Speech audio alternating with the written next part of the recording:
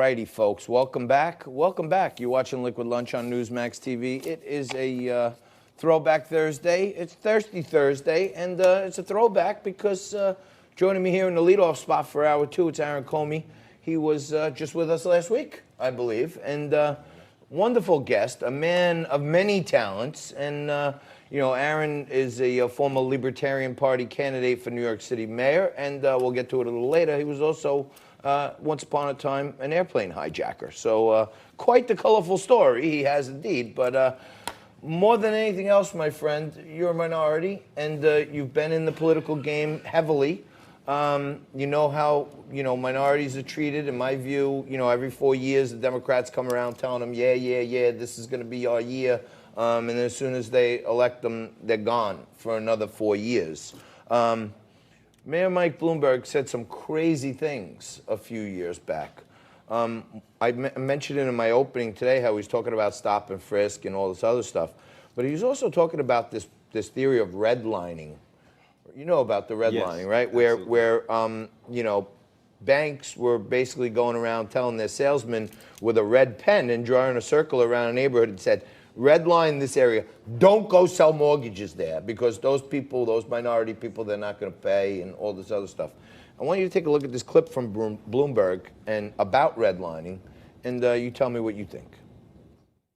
Get here? What are the root causes of the crisis? You can go back. I would say it probably all started back when there was a lot of pressure on banks to make loans to everyone. Redlining, if you remember, was the term where banks took whole neighborhoods and said, people in these neighborhoods are poor, they're not going to be able to pay off their mortgages, tell them your salesmen don't go into those areas. And then Congress got involved, local elected officials as well, and said, oh, that's not fair, these people should be able to get credit. And once you started pushing in that direction, banks started making more and more loans where the credit of the person buying the house wasn't as good as you would like. So, Aaron, let me hear your thoughts, but it sure sounds to me like he's saying people in those minority neighborhoods have bad credit and they're going to default on their loans. It's amazing to hear what many people are calling a frontrunner in the Democratic race, basically giving a PSA for redlining. That's insane. And the fact that more Democrats aren't coming out and just condemning him for his history. The man is 77 years old. This is not like, oh, indiscretions of his youth. He's saying these things, 5 years ago? This was in 2008. For him to be saying things that clearly show he is a stone-cold racist, I do not know how the Democratic Party is supporting him, is propping him up, is seriously considering him as a legitimate candidate or a legitimate solution to the problem of what they consider Trump. Now, Bloomberg, he's under a torrent right now of attacks from all over the place. Some of his comments on, stop and frisk and stuff. But on this redlining thing, just to put it in context, when you saw him start answering that question, they were asking him about the market meltdown. They were asking him, what do you think, Mayor Bloomberg, caused the bank crisis and the mortgage crisis that made the meltdown of the U.S. economy, right? Yes. And that wasn't in there, but they asked him, what do you think caused it? And he said, I think it all started with the elimination of redlining. Right? So, yes. I mean, so basically, he's saying that by giving mortgages to black and brown people, that's caused the economic crisis. It's absurd. It's completely factually wrong. And like I said, I'm astounded that people are still supporting him. I had the opportunity to be in a room full of 32 BJ, SEI, the union, building sector union, just yesterday. And they took an informal poll on who they're supporting as a candidate. Bernie Sanders had a large amount of support, about 33% of the room. I was shocked that almost 66% of the room, almost 2/3 of the room, was supporting Bloomberg. And this needs to be getting wider coverage, and this needs to be widely condemned by pundits, by politicians, by anybody that claims to actually care about black people and minorities. They need to just actively condemn his statements and his beliefs that he's enacted into policy. So let me ask you this. I'm not familiar with the breakdown of the SEIU, SEIU 32BJ. You said about a third of them were for Bernie, which sounds right around, his voter follower total. But you said 66% were for Bloomberg. Yes. What's the racial breakdown on that? Oh, there's a large minority. In fact, it's mostly minority members of especially of the room that I was in.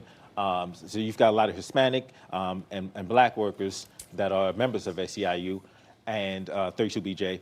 But it's shocking, and it's actually scary to see so many people, because I just know they don't know that he said these things, and this information isn't being covered with the attention that it deserves in the mainstream media. Well, you can rely on us for that, my friend, because at Liquid Lunch, we're trying to do real talk for real people, and we call it like we see it most of the time. My friend Rob Taub says that I'm not objective, but I try to be as objective as possible. Now, let me ask you this. Somewhere in the massive pedigree of information that Frankie's provided me with, it says that you were a airplane hijacker. Yes. How do you, first of all, apply for that job? It's not something you want to apply for. You don't want to apply for you definitely don't want to apply for a job. All right, well, then what stirs you to think I'm going to hop on, a federally regulated plane and try to hijack it? Well, at the time, I was suffering from mental illness. And that's part of the reason why I'm as active in politics as I am now, because I was dealing with mental illness. I managed to fully recover in 2003, and then I had to fight my way out of federal prison. I had to do my own legal work, and I was able to successfully finally get out of federal prison. But How many planes did you hijack? I only attempted to hijack one plane. It was one attempt? Yes, one attempt. From where? JFK. From JFK. So you get on like a regular passenger, right? And then all of a sudden you jump up and say, "This plane is under my control right now." Well, yeah, I felt that there was a conspiracy, that people were going to get hurt, and so one of the things I want to do is tell people to pay attention to mental health, and to really to not let the stigma of mental health stop them from getting and seeking help, because something as simple as depression can spiral and snowball into something much worse, where you're actually putting other people in harm's way. So somewhere along the line, thank God, I guess when you hit rock bottom and you're sitting in federal prison, yes. You realized, hey, I'm not a hijacker. I have some mental issue that caused me to become a hijacker.